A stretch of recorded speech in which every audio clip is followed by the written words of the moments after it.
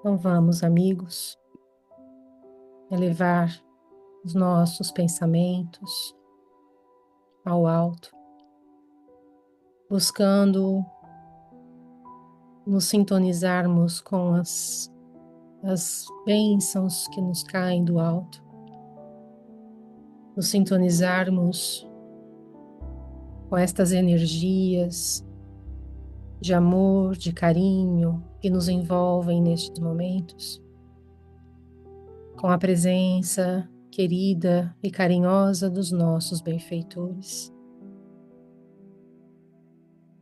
Queremos agradecer, Senhor, nosso Mestre querido, pela oportunidade de nos reunirmos em Teu nome, de recebermos em nossos lares a visita dos nossos benfeitores e amigos espirituais, que nos envolvem e nos abraçam, que nos inspiram nestes momentos de estudo e de reflexão. O Senhor tem nos dado tanto, Mestre. São tantas as bênçãos que temos em nossas vidas. Muitas vezes nem nos damos conta de quanto temos recebido. Quantas oportunidades de aprendizado e crescimento temos deixado passar, Senhor. Quantas vezes fechamos os olhos e não vemos os ensinamentos que se escondem atrás de oportunidades diárias de aprendizado. Quantas vezes, Senhor, fechamos os ouvidos e não ouvimos os conselhos, as intuições que nos vêm do mais alto. Nós queremos pedir, Senhor, que nos ajude a termos olhos de ver e ouvidos de ouvir,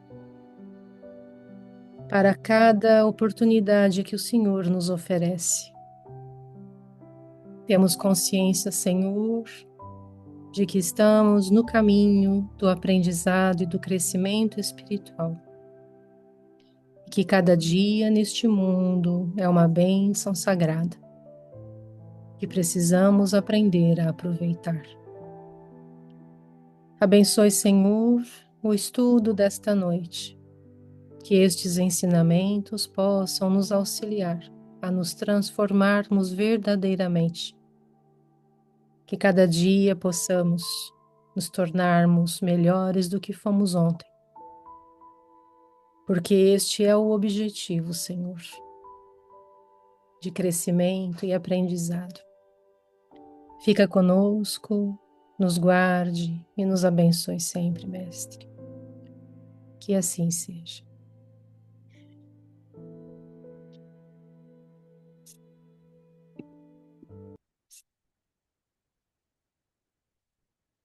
Boa noite a todos. Muito obrigado pela presença. Hoje, então, temos a última parte do capítulo 3, Cooperação, do livro Pensamento e Vida.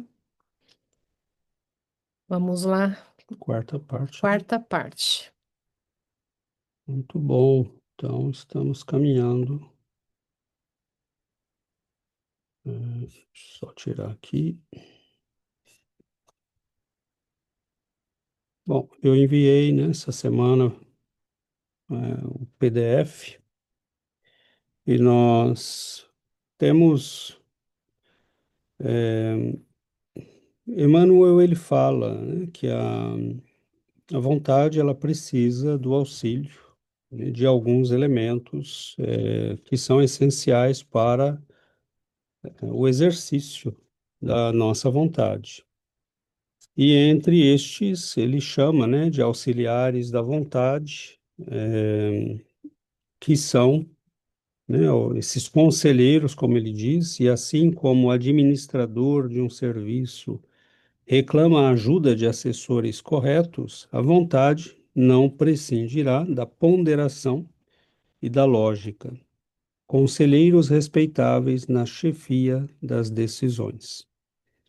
Então, nós temos aí, né? Se Emmanuel nos diz uma coisa dessa, nós sabemos que ele está escrevendo sempre de maneira muito concentrada, cabendo a nós exatamente o exercício de irmos buscar um pouco fundo, né, mais a fundo, que sejam, né, o discernimento, a lógica, a ponderação, né? Então, não são termos usados ao acaso, né? São termos usados com um objetivo muito claro, né?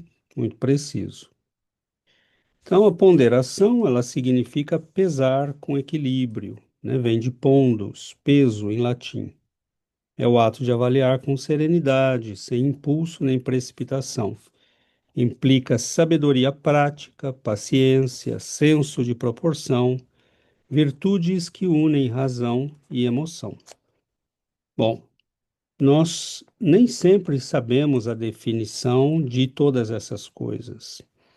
Mas quando nós temos um pouco de bom senso, nós sabemos identificá-las, sobretudo quando elas se apresentam na sua ausência, se podemos assim dizer, né? Nós reconhecemos uma pessoa, por exemplo, que não tem sabedoria prática, né? Não sabe resolver problemas, que não tem paciência diante de situações complicadas. Nós sabemos identificar no dia a dia uma pessoa que não tem senso de proporção, né? Tem pessoas que riem e você escuta, né, lá no outro quarteirão. Tem pessoas que, diante das emoções, não tem só a expressão da emoção, tem verdadeiras crises emocionais, né? Tem pessoas que, diante de pequenos problemas, têm verdadeiras crises. Então, nós vemos aí pessoas que não têm, né? Serenidade, paciência, sabedoria prática e, sobretudo, senso de proporção. O discernimento, né, de discernir e separar, distinguir, é o poder da análise racional.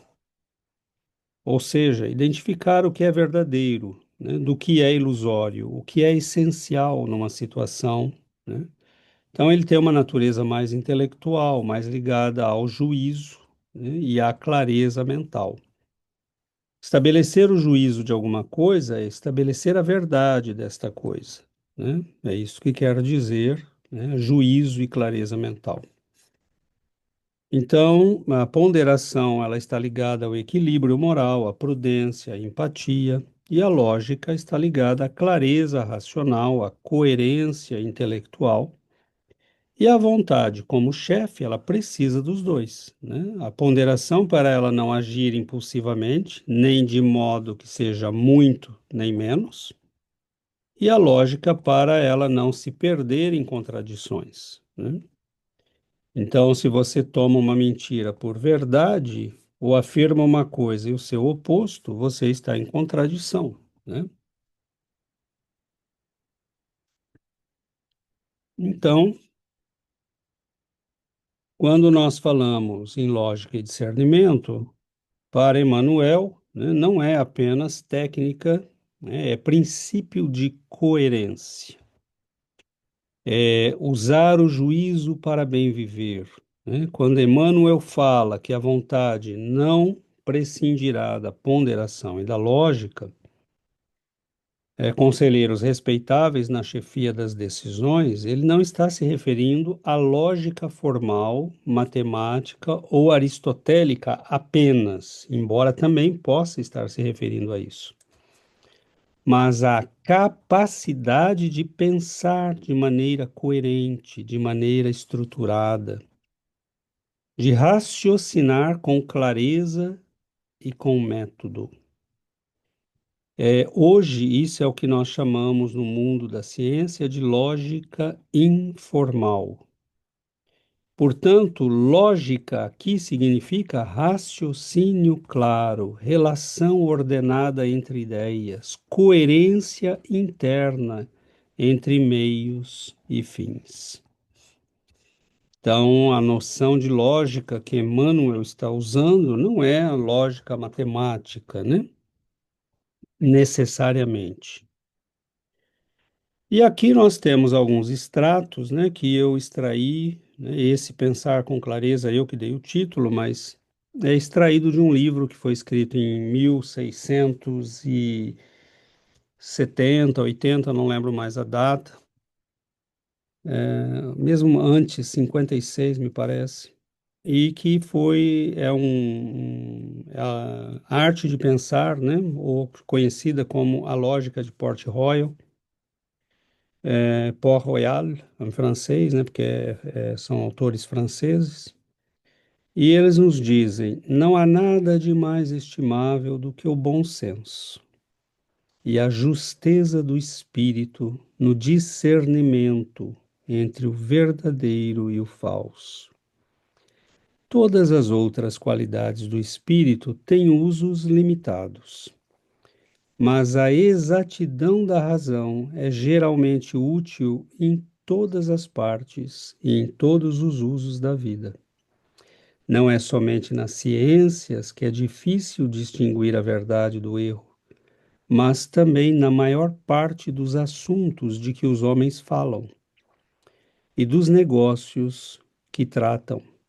Há quase em todo o lado caminhos diferentes, uns verdadeiros, os outros falsos. Cabe à razão fazer a escolha, né? Então, estes autores, né, estão escrevendo, Antoine Arnaud e Pierre Nicole, e nós sabemos que teve a participação de Pascal, né? Eles estão escrevendo algo que, né, nós deveríamos colocar na entrada das escolas, né, dentro das classes, porque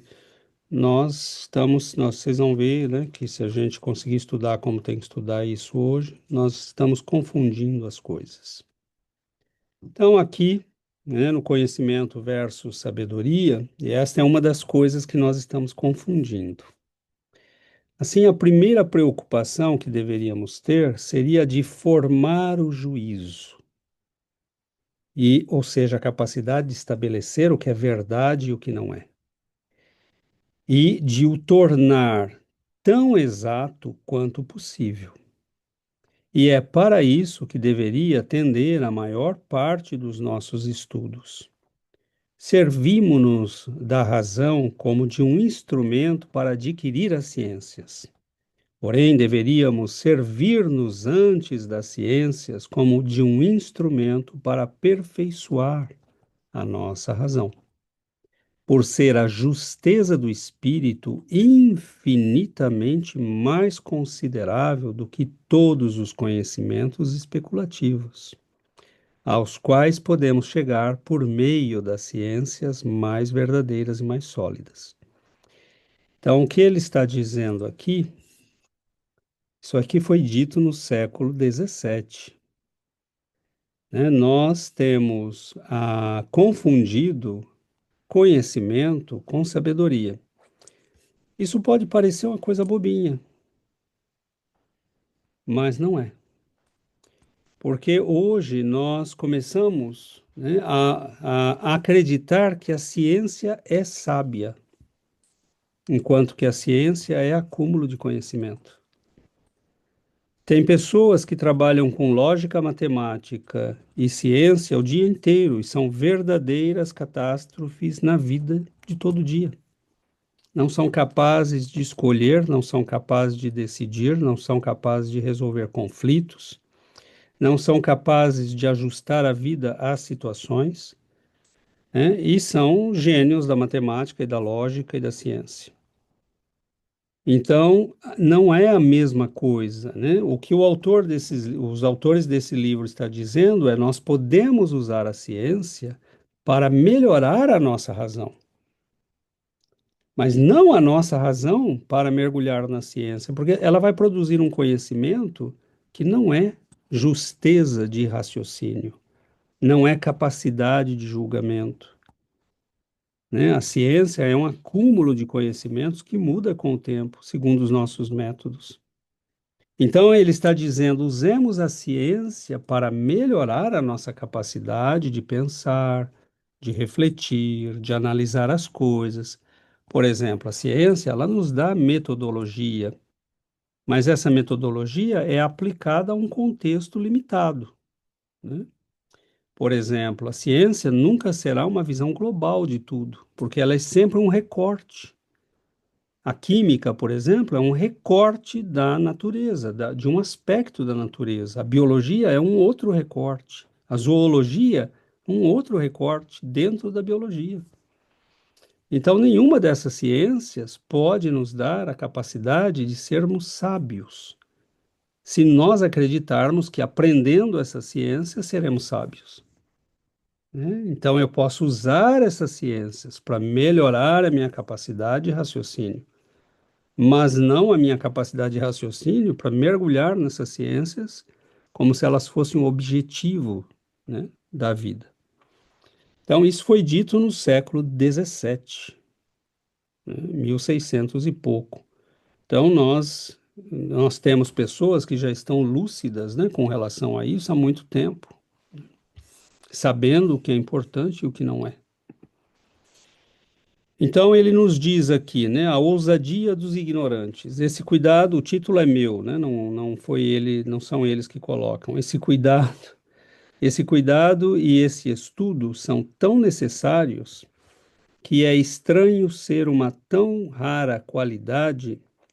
Espera um pouco. Esse cuidado e esse estudo são tão necessários que é estranho ser uma tão rara qualidade possuir tal exatidão no juízo. Por todo lado, é como se nós estivéssemos escrevendo isso hoje de manhã, hein?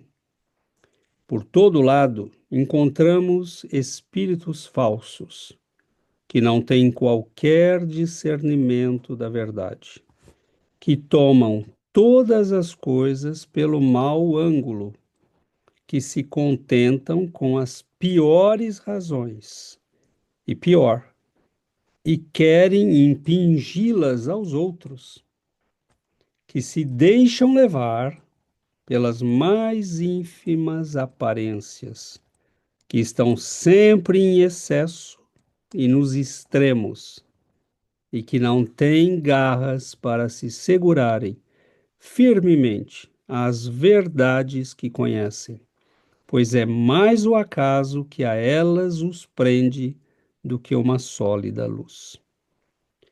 Então, nós vemos que hoje isso é regra geral, né?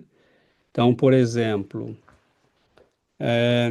hoje nós vimos uma moça brasileira, né, que é a moça a mulher mais jovem e mais rica do mundo. E ela é sócia proprietária de uma empresa, né, que faz basicamente apostas. Mas agora eles estenderam as apostas, né? São apostas sobre tudo, né? Se alguém resolver apostar eh, que o gatinho vai subir na árvore, né, ele pode abrir uma lista de apostas e, né, as pessoas que quiserem apostar, vão apostar. Então, por que que eu estou falando isso? Porque nós estamos diante, né? Nós vamos ver que em face disso que nós estamos na verdade que vai ser imposta aos outros. Por quê? Porque a partir do momento que as pessoas começarem a usar isso massivamente, nós vamos começar a criar tendências artificiais que vão levar as coisas para um lado ou para o outro, né? No dia que Jesus estava diante da multidão e Pilatos, né, fez o trabalho desse site e disse: em quem vocês apostam? A multidão apostou do lado errado, né? Então isso vai influenciar política, vai influenciar jornalismo, isso vai influenciar política, escolha de políticos, eleições. Isso pode se tornar um verdadeiro problema, né? Mas está todo mundo se divertindo, né, e achando que é por aí mesmo. Então, nós temos não só um monte de gente na ignorância, como hoje elas têm instrumentos para impor a ignorância a todo o resto, né? E o resto aceita, porque não estuda, não pensa, né?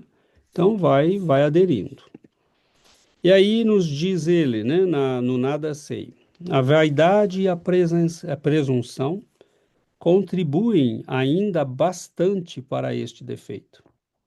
Acreditamos que há vergonha em duvidar e em ignorar, pelo que preferimos falar e decidir ao acaso, em vez de reconhecer que não estamos suficientemente informados sobre as coisas para delas ajuizar. Estamos completamente cheios de ignorância e de erros. E, no entanto, é extremamente penoso arrancar da boca dos homens esta confissão, tão justa quanto conforme a sua condição natural. Eu me engano e nada sei.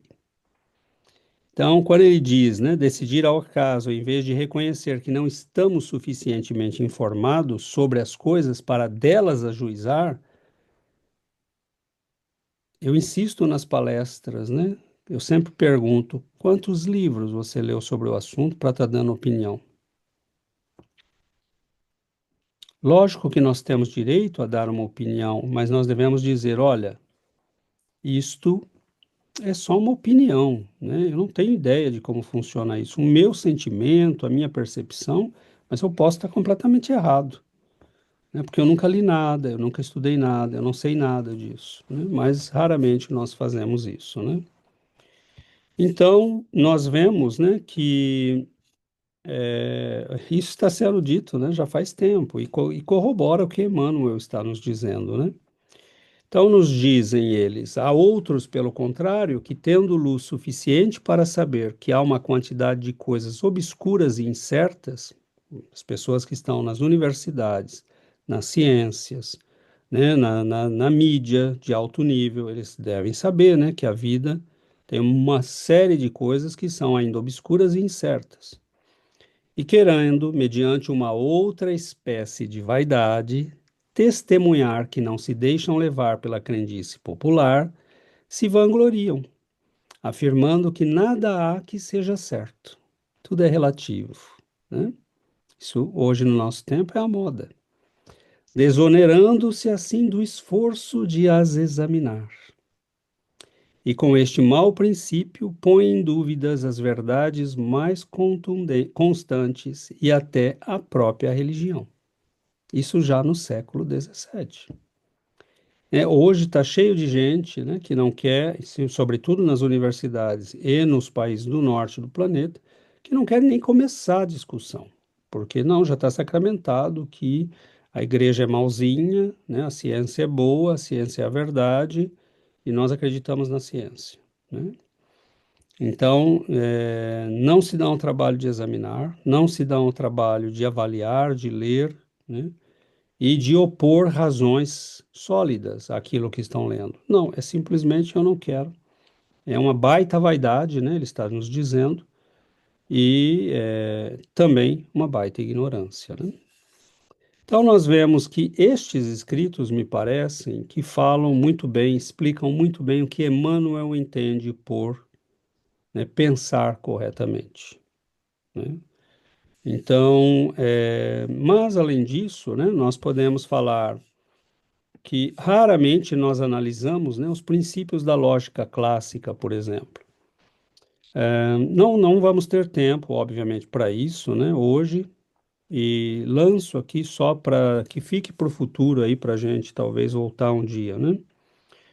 O princípio da identidade, por exemplo, é um princípio fundamental que está lá em Aristóteles, né? Então, uma coisa é idêntica a si mesma. A igual a A. Parece a coisa mais lógica do mundo, mais simples, né? Mas está cheio de gente afirmando duas coisas opostas da mesma coisa, né? Então, democracia é a vontade do povo que deve obedecer aos governantes eleitos, né? Parece simples, mas não, peraí, mas se é a vontade do povo, quem deve obedecer? Quem? né? O povo deve obedecer os eleitos, né? Então, eu estou afirmando duas coisas contrárias. Então, está cheio disso nos discursos, na mídia, nos jornalistas, né? E nós não paramos para pensar. Coisas simples, né? Eu vejo, lembro que eu estudei uma vez com os alunos lá do Brasil, havia uma propaganda na televisão, na Rede Globo, que mostrava uma senhorinha jogando lixo no rio, né? E daí a pouco vinha a enchente e invadia tudo, né? E assim, aí eu perguntei para meus alunos, são os pobres, quer dizer que são os pobres que jogam lixo no rio? Eles jogam, mas às vezes é porque eles não têm sistema de serviço de coleta, ou porque não tem, né? É, sistema de esgoto, sistema de água. Então, assim, as coisas vão passando, né? E a gente não percebe, não se questiona. Princípio de não contradição. Por isso que está cheio de espírita falando besteira e seguindo, né, coisas que não têm o menor sentido para um espírita seguir. Não tem. Um espírita que se diz marxista, que é adepto de Jung, não tem sentido, né? Simplesmente incoerente. Princípio de não contradição, né? Uma proposição não pode ser verdadeira e falsa ao mesmo tempo e sob o mesmo aspecto. Né? Uma coisa não pode ser e não ser, né, sob o mesmo aspecto. E o princípio do terceiro excluído. Se eu tenho duas proposições que são contraditórias, uma é verdadeira e a outra é falsa. Não tem uma segunda opção, uma terceira opção, né? Nós vamos ter tempo de trabalhar isso? Não, eu tinha até separado vários exemplos, mas não, né, vai ficar aqui para a gente ter uma ideia do que Emmanuel está querendo dizer no texto dele, né? E aí, se nós olharmos para a época também de Descartes, né, que é a época em que é escrito esse livro, que inclusive foi bastante influenciado, né, pela posição de Descartes, a lógica de Port-Royal, ele criou, né, um sistema, o discurso do método que ele escreveu, ele colocava algumas bases, né, do raciocínio adequado. Então, a regra da evidência, né, ou da evidência clara e distinta. Antes de aceitar, né, qualquer coisa, é preciso que nós tenhamos verdadeiramente clareza, né, e saibamos distintamente o que é aquilo, sem dúvida alguma, ou o melhor que pudermos, né, dentro das condições humanas. A regra da análise, dividir cada dificuldade em tantas partes quantas forem possíveis e necessárias para melhor resolvê-la, né? Então, isso teve um impacto positivo e isso teve um impacto negativo na humanidade, né? Porque, por exemplo, nós começamos a picar tudo, e isso nos levou à ciência que nós temos hoje, né? Então, o médico que estuda coração não conversa com nenhum dos outros, né? Ele só se interessa pelo coração. O médico que cuida do rim, ele não quer saber se o coração está bem, se o pulmão está, né? Ele cuida de rim. Então, nós compartimentamos a ciência, né? E aí é por isso que isso nos levou a uma ciência muito eficaz, mas que não tem sabedoria. No entanto, o que Descartes está falando pode servir para a vida, né? Eu posso, diante de um problema, ter evidências claras e distintas antes de julgar uma pessoa, por exemplo. Dividir um problema nas suas partes e começar a resolver pelas mais simples, né? Então, como nós usamos isso é problema nosso, né? Não é culpa de Descartes. A regra da síntese, né? Conduzir os pensamentos partindo dos objetos mais simples e fáceis, subindo pouco a pouco até os mais complexos. Por exemplo, eu não posso aprender matemática ou geometria começando das geometrias não euclidianas, né? Eu preciso começar em algum lugar que eu tenha as bases, né? E muitas vezes nós vemos os alunos na escola, né? A Giovana chega quase que toda semana e me fala, né, que ela dá aula de cálculo. E sempre é o mesmo problema, né? Os alunos não conseguem porque não têm as bases, né? Aquilo que deveria ter sido adquirido no secundário não foi, né? E ali a verdade aparece, né? Você não consegue entender e não consegue fazer o que está sendo dado. A regra da enumeração, fazer revisões completas e enumerações tão amplas que nada seja omitido. Se nós tivéssemos esses hábitos, né, a gente quase não falaria nada, né, porque nós levaríamos tanto tempo analisando que nós não teríamos praticamente opinião nenhuma, o que seria muito bom, né, porque a gente sempre que abre a boca se complica. Então, cria karma. Aí tem a lógica não formal, né? Que é aquela que hoje é um pouco isso que Descartes e a lógica de Port-Royal fala, né? Que é você pensar com clareza, pertinência, força de argumentos, identificação de falácias e ter uma qualidade de raciocínio prático, né? Os princípios variam um pouco, eu não vou me estender muito porque nós não vamos ter tempo. Mas o princípio da relevância, os argumentos devem ser realmente pertinentes à conclusão defendida. Eu não posso colocar argumentos, né, e que não tenham pertinência para a conclusão defendida. Por exemplo, eu não posso dizer esse cientista é muito feio, né, e eu não acredito nele. Não tem nada a ver, né, o que eu estou falando.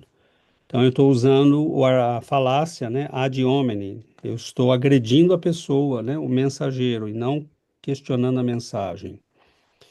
Princípio da suficiência, força argumentativa. As razões apresentadas devem ser suficientes para justificar a conclusão, né? Eu ouvi dizer que vacina faz mal, logo não vou tomar. Isso não é razão. Você pode ter outras para dizer que não vai tomar, mas isso não é, né? Princípio da aceitabilidade. As premissas devem ser aceitáveis para o interlocutor informado e racional. Eu não posso partir de premissas absurdas, né? O princípio da clareza, todo argumento precisa ser compreensível, direto e sem ambiguidades. Princípio da relevância, um argumento deve ser formulado de forma adequada ao público, né? Eu devo falar numa linguagem que seja adequada às pessoas que estão me ouvindo. O princípio do ônus da prova, né? Esse é um dos princípios mais importantes, a meu ver, porque as pessoas dizem, né? Prove que unicórnios não existem, porque ela acredita em unicórnio, mas se é você que acredita, prove que eles existem, né? E muitas vezes as pessoas perguntam isso para nós espíritas, né? Prove que espírito existe, né? Porque ele duvida, né? Mas eu não tenho que provar nada porque você duvida. Eu acredito, estou satisfeito, tenho elementos para justificar a minha crença, posso te apresentar, mas é problema teu provar. Eu não tenho que provar nada para você, né? Você que duvida. Então, tanto quando a gente acredita, quanto quando a gente duvida, né? Quem propõe o desafio é ele que prove, né? Nós não temos que sair correndo para provar nada para ninguém. Princípio da coerência: o conjunto do discurso não deve conter contradições internas, né? Sou totalmente contra impostos, mas o governo deve oferecer saúde gratuita. Mas como, né? Então, isso é falta de coerência, não tem sentido falar isso. Princípio da imparcialidade. A análise deve buscar afastar preconceitos, vieses e apelos emocionais indevidos, né? E o princípio da reciprocidade. Todo interlocutor deve estar disposto a considerar argumentos contrários com boa fé, né? Se você não quiser discutir com alguém de boa fé, né, é melhor, né? Então, é a escutativa, honestidade intelectual, disposição de revisar crenças. Princípio da refutabilidade. Bons argumentos devem poder enfrentar contra-exemplos e críticas, né? Então, é o princípio do Karl Popper, né, da refutabilidade em ciências. Se você afirma, né, que todo metal aquecido dilata, bom, qual é o meio de refutar isso? Apresentar um metal que não dilate quando aquecido, né? Mas na esfera dos argumentos, eu tenho que ter argumentos que sejam refutáveis. Por exemplo, e isto está acontecendo porque nós temos uma conjunção de Saturno com Plutão. Ah, ok. Mas o ano passado teve uma conjunção de Saturno com Plutão, mas não aconteceu isso. Ah, mas Plutão estava na casa 3, não na casa 4, como ele está agora. Então, a pessoa sempre vai ter um argumento, né, que ela vai se sair. Então, eu não consigo nunca refutar o que ela está falando. E aí o princípio da economia argumentativa, da argumentação justa, né? E por aí vai. E aqui um texto, né, que é do Olavo de Carvalho, que diz: é bom que se compare tudo isso com as dificuldades pessoais de cada um de nós, pois em alguns casos o descrito retrata o sujeito. Ele está falando lá de uma coisa. Existem pessoas que jamais tiveram um ato de vontade durante 40 ou 50 anos e que, no entanto, às vezes são pessoas capazes. Nem sempre o indivíduo destituído de vontade é um fracasso na vida. Pode coincidir de as circunstâncias lhe serem favoráveis, de ele não ter que colocar a vontade em jogo. Por exemplo, para você seguir as preferências do seu meio, do seu ambiente, você não precisa ter vontade. É como um pato na água. Ele fica parado e a água o leva. Imperceptivelmente ele vai indo para frente. Apenas para ir na direção contrária é que ele precisaria ter um ato de vontade. A proeminência da faculdade da vontade no indivíduo vê-se pela sua capacidade de moldar o ambiente de acordo com a sua decisão, pela sua capacidade de explorar os pequenos recursos que o ambiente lhe ofereça para chegar ao que ele quer. Como nós aplicamos esta vontade ao aprender, nós entendemos que a vontade de aprender é a vontade de transformar-se. Então é isso, meus amigos. Um pouquinho, né, de coisas. Mas eu acho assim, né, com risco de ser muito cansativo, né, e temos aqui dois heróis que estão conosco, e três, né, bom, tá bom. Bom que foi embora. Mas pode ser, né, realmente cansativo, mas é para dar uma ideia, né, que Emmanuel está falando de algo que realmente não é assim tão simples, né? Então é isso. Acho que eu posso parar por aqui, porque já falei demais. Então abro para, né, Giovana, Yuri, Sebastião. Pois se tiver mais alguém, Karen, né, fiquem à vontade. Eu vou introduzir, só falar aqui, Ana, depois a Yuri. a gente está num capítulo, nós estamos estudando a cooperação, né? É o capítulo da cooperação. Então foi César ele desenvolveu uma frase do Emmanuel, né? Nesta frase onde ele diz, né, que a vontade precisa de dois conselheiros, né? Que é a ponderação e a lógica, né? A ponderação, porque a vontade, a cooperação desses conselheiros no intuito de fazer com que a nossa vontade nos leve ao crescimento, direcionar a nossa vontade, né? No caminho do crescimento e do aprendizado.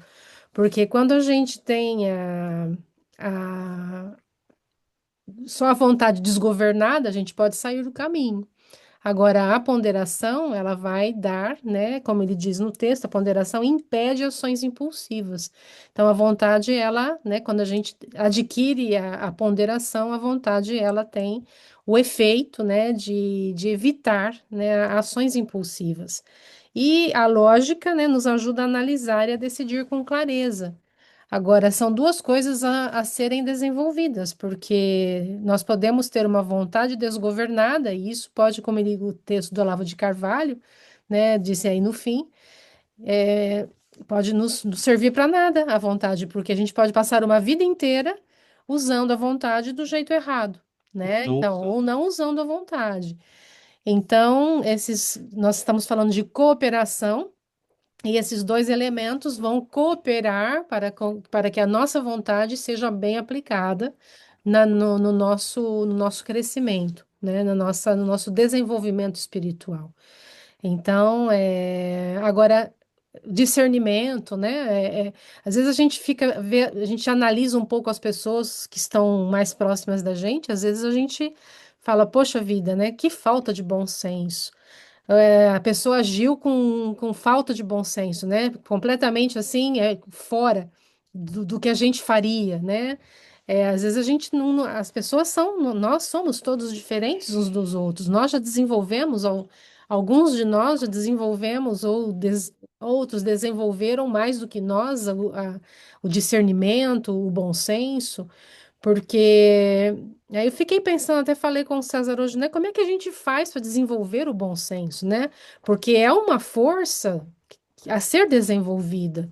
Não é todo mundo que tem bom senso, não é todo mundo que tem discernimento. O César falou de cientistas, por exemplo, eu trabalho com matemáticos muito inteligentes.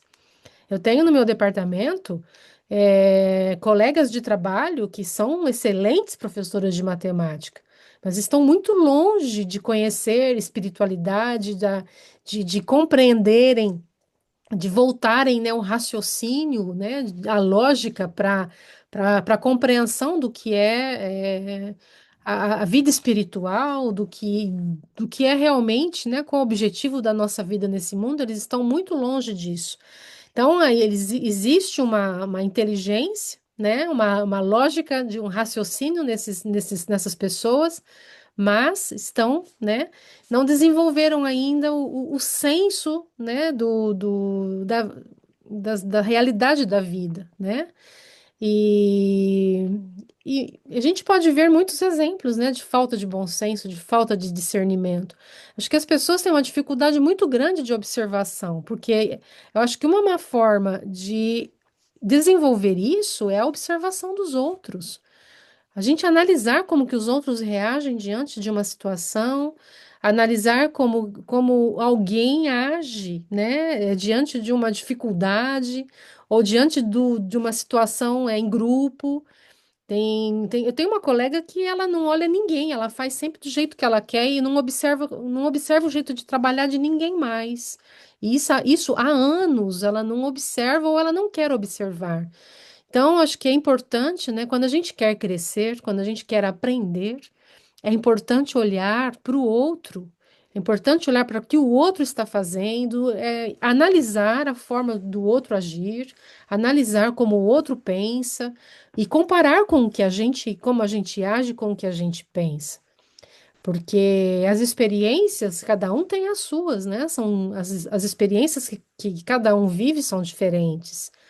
Agora, se a gente não prestar atenção e quiser fazer sempre como manda a nossa cabeça, sempre como a gente acha que é, sem prestar atenção no que os outros pensam e fazem, a gente não aprende. Então, uma forma de aprender, além de estudar, além de ler, é também observar, né?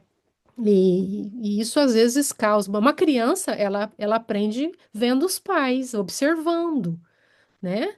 E assim somos nós também. Acho que é importante a gente ter essa abertura e prestar atenção, né? De como é que as pessoas são, como elas agem, para que a gente faça essa análise. Será que estamos sendo, né?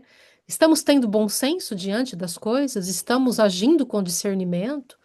Então, a nossa vontade precisa ser guiada do jeito certo, né? E para ser guiada do jeito certo, é preciso desenvolver outras virtudes, né? Bom, obrigado, Giovana. Yuri, depois a Karen.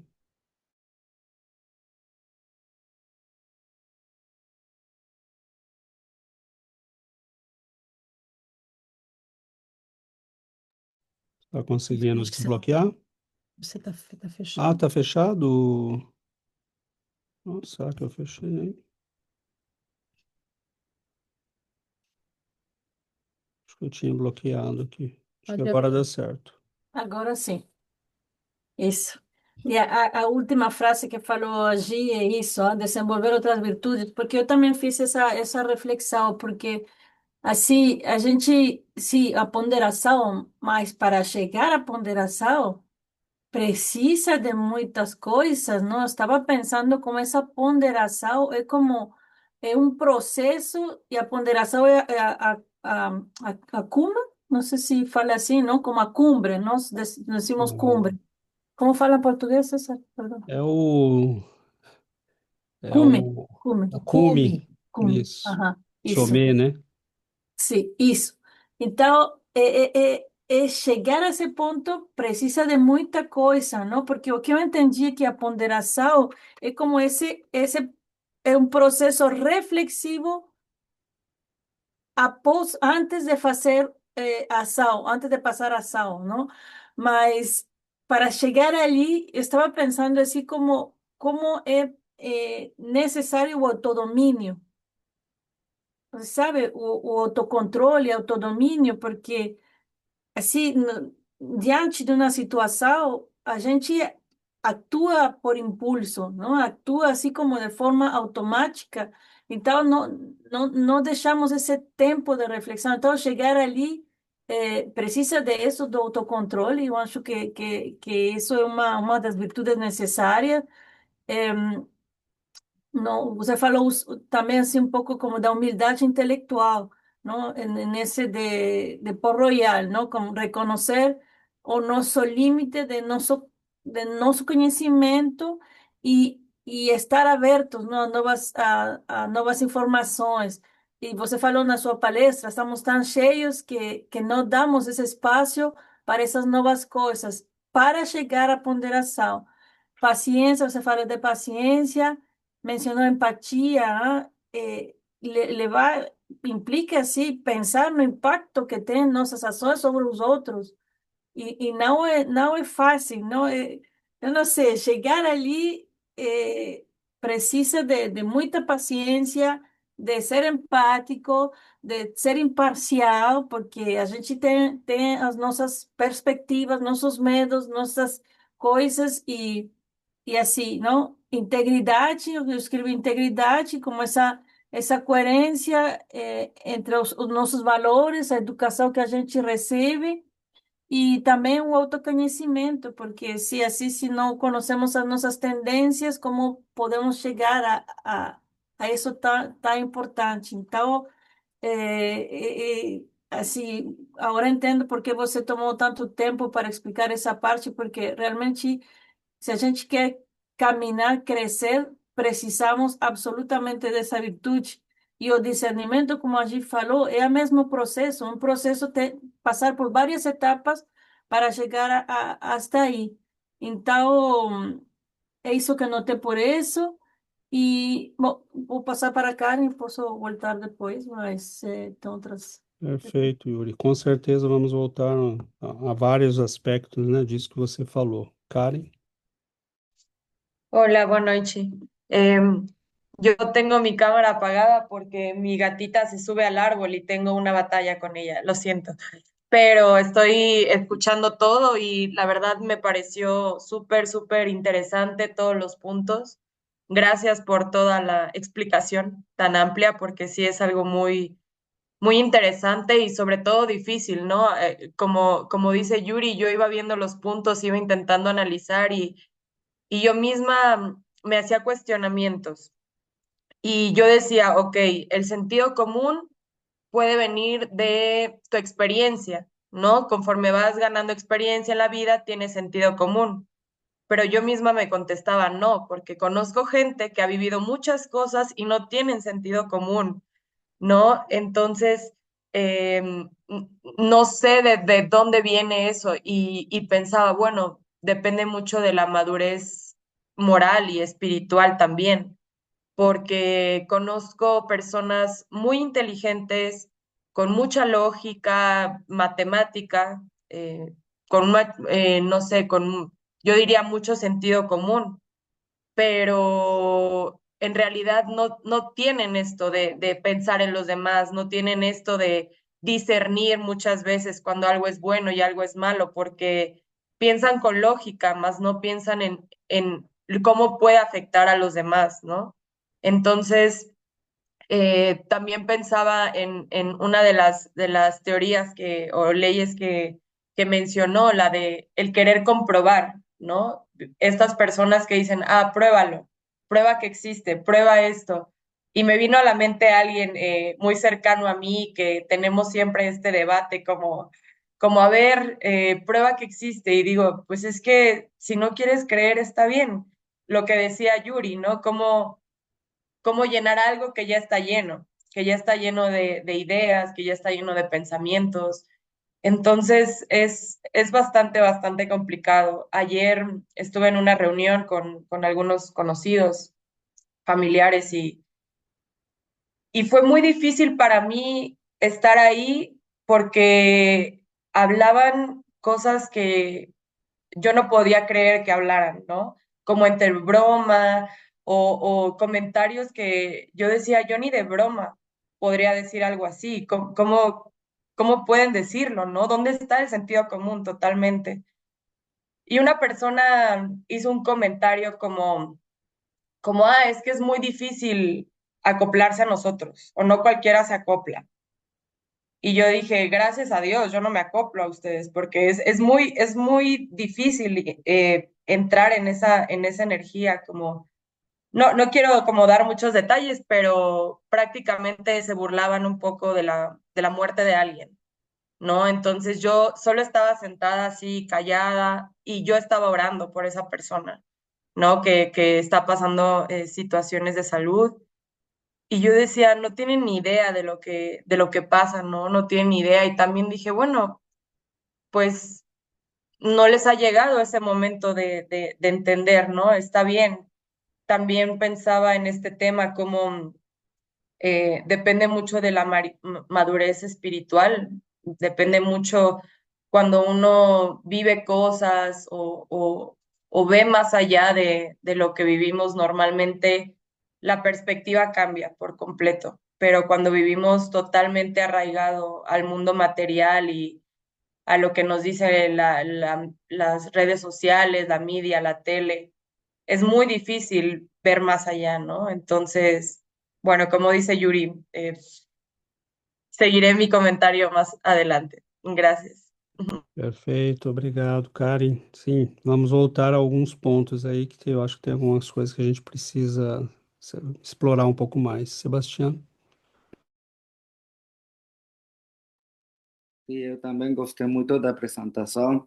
Uma das palavras que você falou me chamou muito a atenção quando você falou de compartimentos, porque é muito efetivo esse tipo de sistema e acho que o mundo funciona muito assim dessa maneira e as divisões de cada comportamento não se falam entre si e incluso se rechaçam entre si, não querem saber nada de ninguém.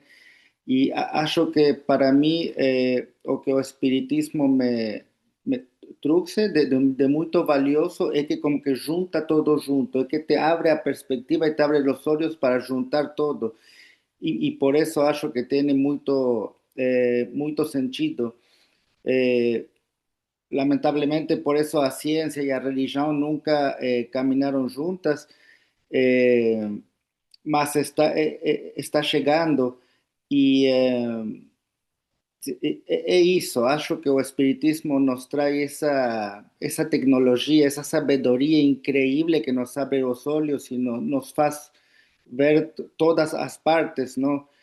Da coisa e isso que nos traz lógica, bom sentido, porque neste mundo eu não vejo que falte vontade, por exemplo, porque há pessoas que têm muita vontade para fazer dinheiro, para fazer coisa, para construir, não falta vontade, mas falta essa direção que nos traz Jesus, utilizar essa vontade para bom sentido, e acho que, para mim, é o Espiritismo que juntou tudo isso e faz sentido à vida, porque eu não achava que a vida tinha sentido, ou a sociedade não tinha nenhum sentido.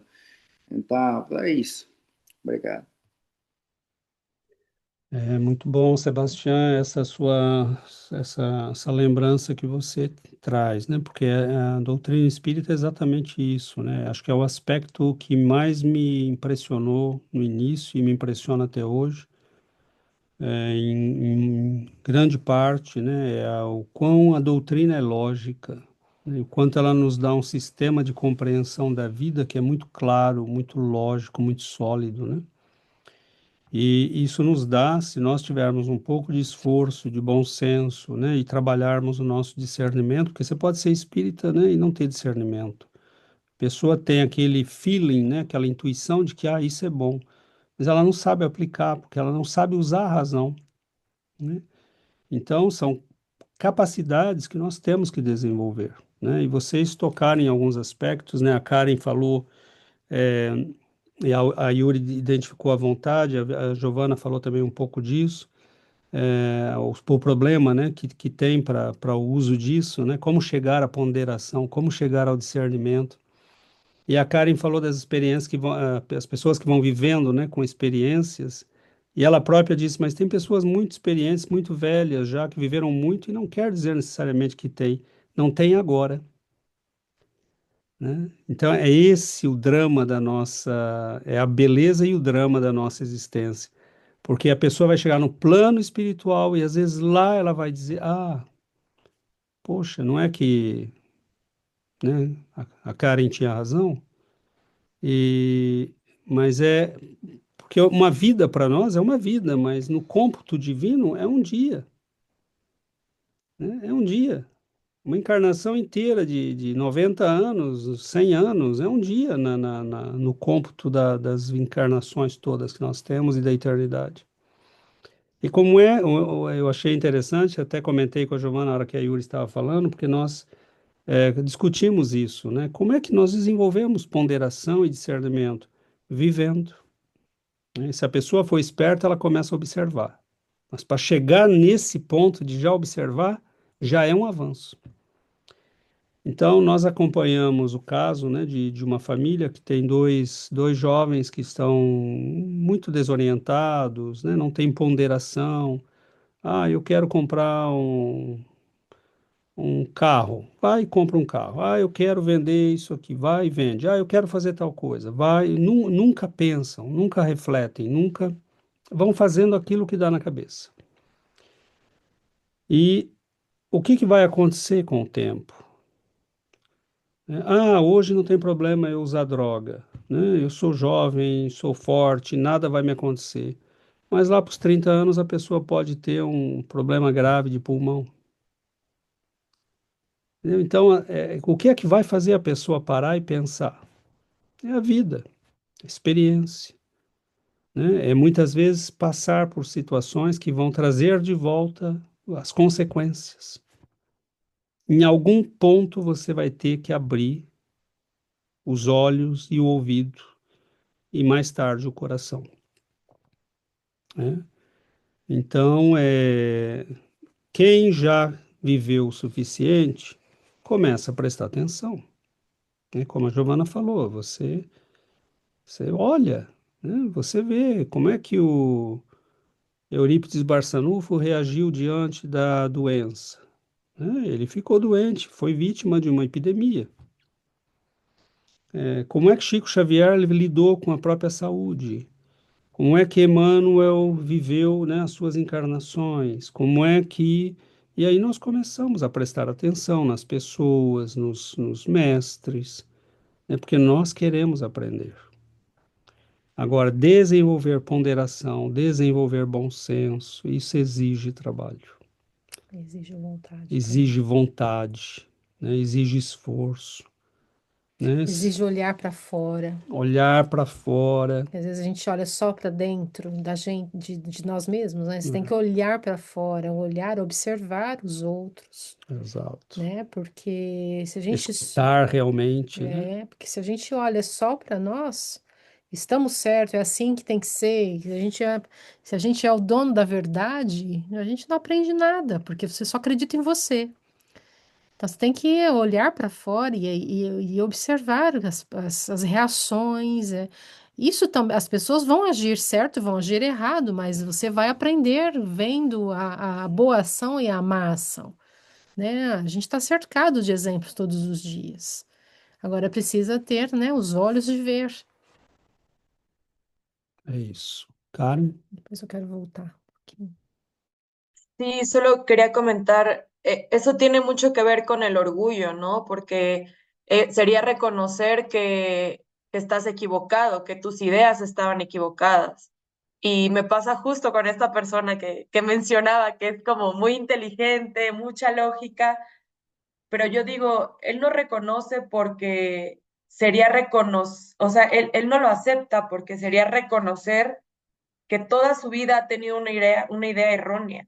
Y es una persona tan de ciencia, tan de leer, tan culta en algunos aspectos que su ego está elevado, ¿no? Su orgullo y el decir todo lo que estudié tantos años y posgrados y maestría y está equivocado, ¿no? En algunos aspectos. Entonces, yo lo veo y digo, ¿cómo puede alguien saber tanto y a la vez no saber nada? ¿No? Es como esa paradoja, así lo veo. Y es difícil al final, pero pues bueno, yo creo que es, como dice César, ya llegará, ¿no? En su momento, ya sea del otro lado y que vea todo así, bueno, la sorpresa será muy grande. É, é bem isso, cara. E nós vemos assim que as universidades, né, a mídia, né, tem pessoas que estudaram, foram estudar fora do país, que fizeram pós-graduação, né, ou que têm um título científico, e é impressionante assim como cospem verdades, né, como sentenciam as coisas, como dizem o que é e o que não é, e não passam, né? A maioria dessas pessoas não tem, não pega o tempo necessário, né, para analisar uma coisa que não conhece, para explorar um campo novo. E muitas vezes, né, assim, nós vemos, né, você está confundindo as coisas, porque você acha que a ciência é capaz de opinar sobre a vida. Você acha que a ciência, o que que está acontecendo hoje, né? Nós confundimos a nossa capacidade de medir as coisas com as coisas. Por exemplo, eu não sei se vocês vão lembrar aqui do triângulo retângulo, né? Aquele que tem um ângulo de 90 graus. Se você pega o triângulo retângulo, né? E ele tem um que tem dois de, de pequeno lado, 3 metros de segundo lado, e você vai calcular a hipotenusa, né? Você vai chegar num número irracional. Vai dar, por exemplo, 5,12377981015. Aí você fala, mas como é que eu posso medir uma coisa e me dar esse número? Né? Às vezes até um número que não tem fim. Mas eu olho para a linha e eu vejo que ela tem fim. Ela tem começo e tem fim. Então, o que é que está acontecendo? Eu estou confundindo a medida que eu faço da coisa com a coisa. A medida é um problema meu. Ela não diz nada a respeito da coisa, é só a minha maneira de lidar com a coisa. Né? E a maioria dos cientistas estão fazendo esse erro. Né? Eles estão fazendo este erro porque eles acham que as duas coisas são a mesma coisa. Então, por exemplo, e ninguém explora as consequências das ideias. Lá atrás, né, por exemplo, quando um filósofo falou, nós não temos uma percepção direta da realidade, né? Nós só temos as nossas ideias da realidade. E a partir daí todo mundo embarcou. Não, nós não temos só as nossas ideias. Eu só posso ter ideias da realidade porque existe uma realidade. Senão eu não posso ter ideia nenhuma dela. Né? Agora, como é que eu posso determinar que eu não sei nada dela, senão aquilo que eu vejo dela? Né? Eu teria que. é, Bom, aí nós vamos entrar num debate infinito, né? Mas o que que aconteceu depois disso? Muita gente foi procurar qual era a base da realidade. Então, Freud achou no inconsciente. O inconsciente é a base da realidade. Jung nos arquétipos. Né? Mas se eu não sei nem o que é a realidade, como é que os arquétipos podem ser a base da realidade, da vida, da existência? Né? E aí vai. Né? Marx vai dizer, não, o importante não é compreender o mundo, é transformar. E nós temos todas essas gerações de revolucionários que não sabem nada de nada. Por quê? Porque a ideia do patrão deles é qual? Não é importante entender o mundo, mas transformá-lo.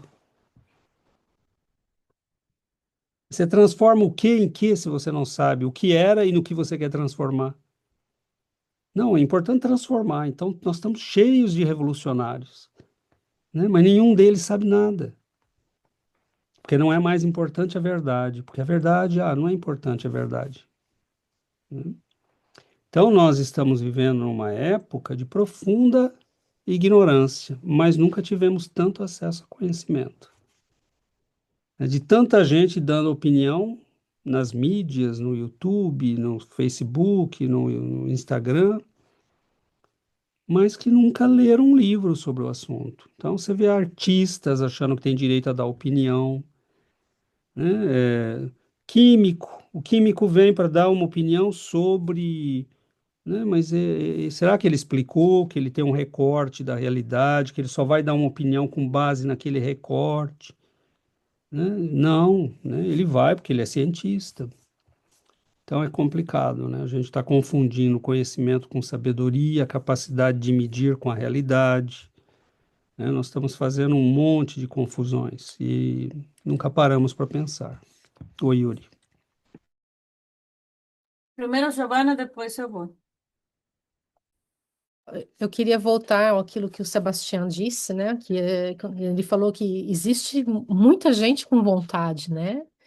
Tem muita, a gente vê um monte de as pessoas correndo atrás, né? De fama e correndo atrás do dinheiro, de ter poder. Então, as pessoas têm vontade. Mas a gente não pode esquecer, né, que o principal objetivo de nós todos como seres, né, como criaturas de Deus, o nosso caminho para Ele, né? É o caminho que nos leva a Deus, que nos leva à perfeição. E se a gente dispensa, né, toda essa força, né, que é a vontade, fazendo, né, direcionando para outra coisa que não seja isso, nós estamos jogando fora muita energia. Porque a nossa vontade ela tem que estar bem, por isso que eu vou voltar a insistir nisso. A nossa vontade ela precisa ser direcionada para o que é certo e para o real objetivo da nossa existência, né?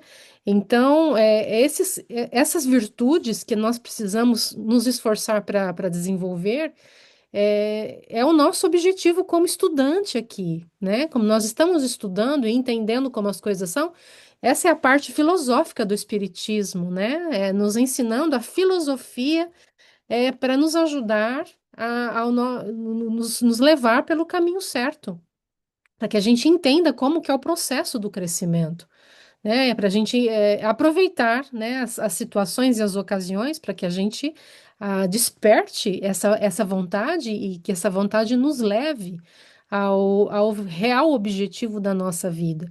Não é gastar todo dia a energia, né, colocar a vontade e para fazer mais e mais dinheiro ou para fazer fama ou para os prazeres da vida, né? Porque vontade todo ser humano tem, né?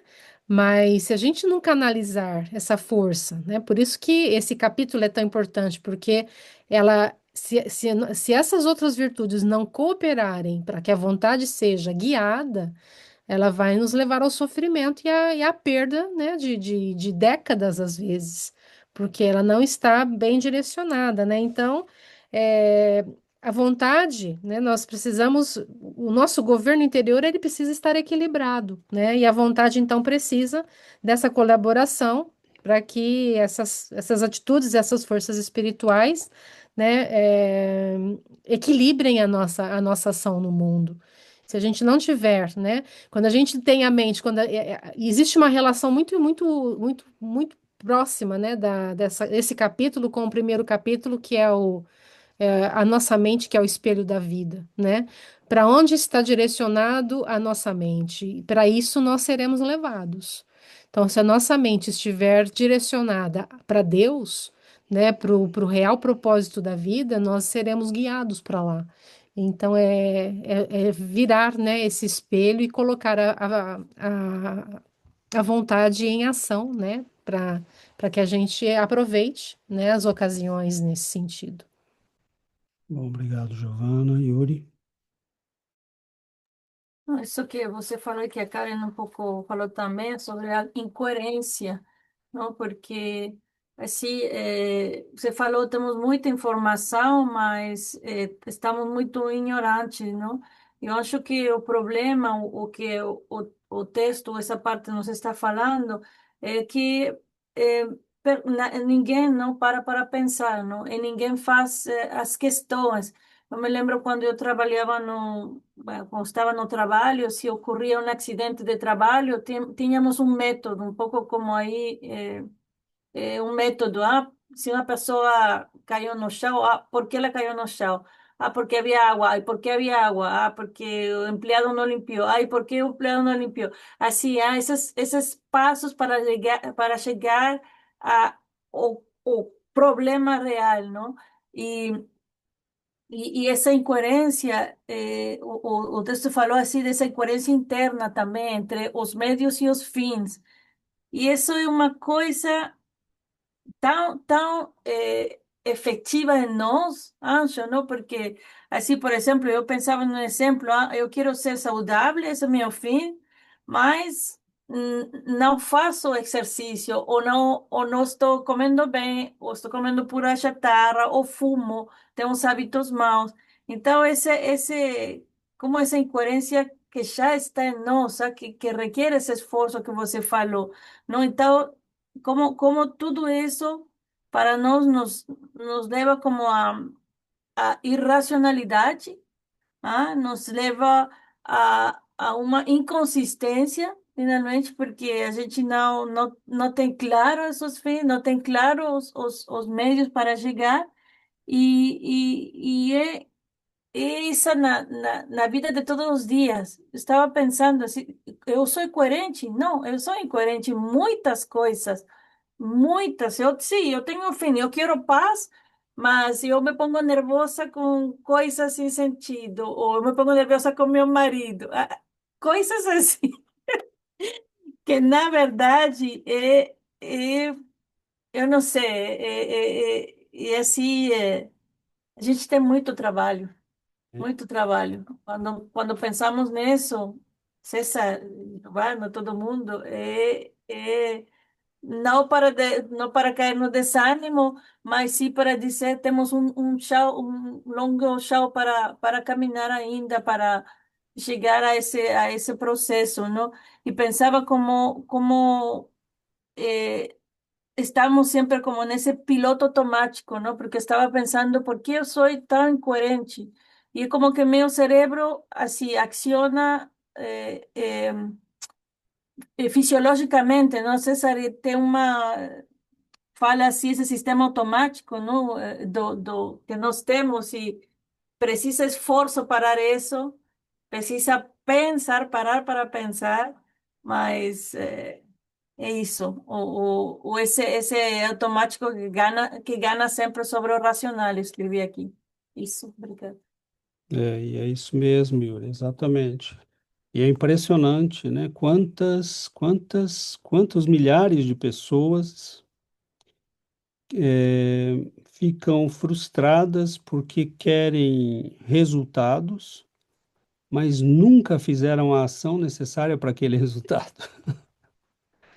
Então, é realmente uma incoerência profunda nossa, né? Então, é, não tem, né?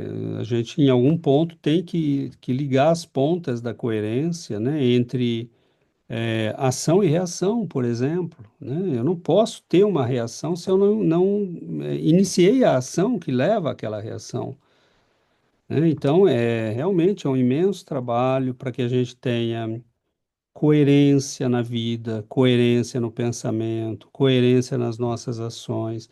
É esse o trabalho, e é por isso que, quando a gente fala de reforma íntima, nós estamos falando de tudo isso, né? E entender que eu posso fazer um esforço imenso, eu posso ter o conhecimento de toda a ciência da nossa época, e ainda assim eu tenho que ter uma grande humildade, porque não é nada, né? É temporário, vai mudar, vai passar, porque a ciência avança, ela muda, né? Então, Muito atual, né? A fala de Sócrates, né? Eu sei que nada sei. sei, né? Então, é a humildade do gênio, né? Do homem espiritualmente elevado, que ao dizer isso também se abre para uma dimensão do conhecimento que não está na Terra, que não vem da Terra, né? Que é o conhecimento direto, que nos vem da percepção direta da realidade. de entrar em afinidade com Deus, né, com a espiritualidade. Então, você vê, por exemplo, que há dimensões do conhecimento que nós não temos nem ideia, né? Quando você vê um Chico Xavier, né, pegar, selecionar as cartas que ele ia responder, né, colocando numa caixa que as que ele ia responder mandando uma mensaginha, as que ele ia responder realmente mandando uma mensagem mais longa, as que ele ia mandar um livro, né? E aí ele, né, o Geraldinho conta, né, que ele ia selecionando e num certo momento ele não se dava conta, né, que ele não estava lendo as cartas nem abrindo o envelope. Então, ou que ele pegue um livro na mão, né, e saiba o livro. Padre Pio fazia também esse tipo de coisa, né? Recebia as cartas, a carta estava em russo. Ele não falava russo, né? Mas ele sabia o que tinha a carta, porque ele lia a energia da carta, né? E essa é universal. Quer dizer, quantos níveis de linguagem existem? Quantos níveis de conhecimento existem? Nós estamos só no pré-primário disso tudo. Quer dizer, por isso que é muito bonito quando Paulo de Tarso fala, né? Ainda que eu tivesse, né, todo o conhecimento, que eu falasse a língua dos anjos, eu nada seria, né? Porque é a caridade, é o amor que me abre essas dimensões, de conhecimento que nós não temos acesso, né? Então, é a humildade né? Mas já é muito bom quando a gente consegue entender que precisa disso, quando a gente está buscando o bom senso, né? E é terrível, né? Porque assim,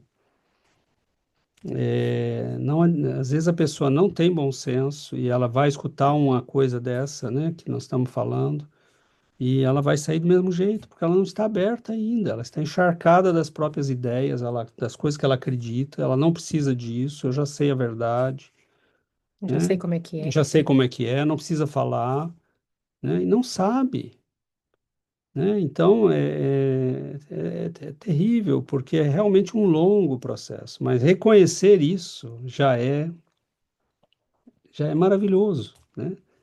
Porque a gente é a prova de que nós estamos entendendo, né? Eu reconheço que, né, aquilo que falou no Port Royal, né? Eu não sei nada e, né, eu não sei, simplesmente dizer não sei. Então é muito difícil isso para a gente, né? Nós estamos muito cheios de teorias, de ideias mas é o caminho, nós estamos aprendendo e aos pouquinhos nós vamos desbloqueando nessas possibilidades. Nós já temos uma série de aquisições, né? Eu acredito. Por exemplo, há pessoas que não sabem se comportar num ambiente. Ela não sabe identificar o momento de falar, de ficar quieta, né? De intervir, de sair, né? Tem gente que não sabe, né? E tem alguns que têm. Eu esqueci o nome disso a Bia que fala isso, né? Às vezes ela comenta de coisas que ela vive lá no estágio dela e ela fala, a pessoa não percebe que ela não, né, ela está sendo Inconveniente. inconveniente, esquisita, né?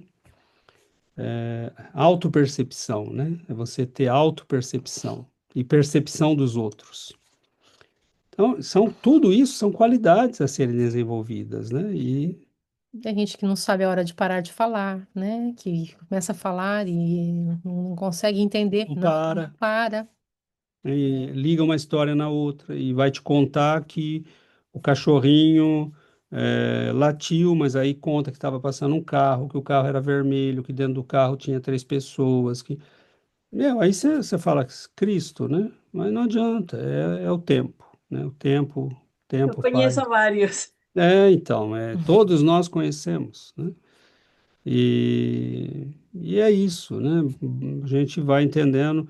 Descartes, ele começa o discurso do método dizendo, né? Nós acreditamos que o bom senso é a coisa mais bem distribuída do mundo, mas infelizmente não é verdade. E não é, né? Mas vamos lá, né? Já por hoje completamos o nosso capítulo terceiro, né? E vamos para o quarto capítulo na próxima semana, então começamos um novo ciclo, né? Não lembro agora de cabeça qual é o capítulo, e Mas é impressionante, né? Como Emmanuel, dá para entender por quê, né? Dá para entender por que no plano espiritual eles usam um livro como esse, né? É como os textos de Aristóteles, né? São anotações de aula. E o professor, imagina Emmanuel desenvolvendo cada tópico desse diante de um grupo, né? Imagina, né? Então, a gente aqui faz esse esforço, né? Pobrezinho. E você imagina Emmanuel, o André Luiz, né? O Bezerra de Menezes, dando uma aula, que é Barchútel, dando uma aula dessa, né? Para um grupo no plano espiritual. Imagina a riqueza, né? De elementos, de exemplos. Mas é isso. Nós vamos avançando como a gente pode, né?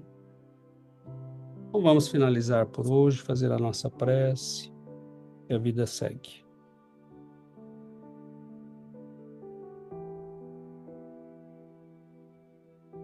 Querido Mestre Jesus, queridos benfeitores, nós agradecemos, Senhor, e pedimos a vossa bênção para nossas vidas, para nossos lares, nossos entes queridos. Pedimos, Senhor, que oriente nossos passos,